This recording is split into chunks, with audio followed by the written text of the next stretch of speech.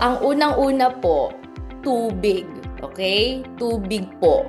Kasi marami pong inumin. May juice, may soft drinks. Kailangan po tubig. Okay? Ngayon po, pwede rin po tayong magbaon ng mga electrolytes. Yun pong pwedeng merong potassium, sodium na pwedeng ihalo sa tubig para po madagdagan po yung electrolytes sa katawan. At iwasan po natin ang pag-inom ng alcohol, ng alak. Dahil po ito po ay nakaka-dehydrate sa atin. Iwasan din po ang pag-inom ng masyadong maraming kape.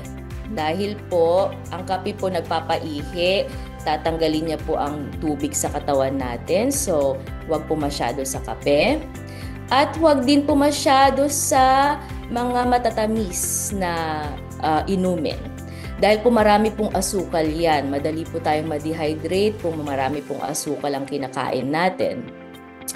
At para sa mga practical na rason din, iwasan na kumain ng mga maaanghang dahil iinit yung katawan ninyo. So, hindi yun makakatulong.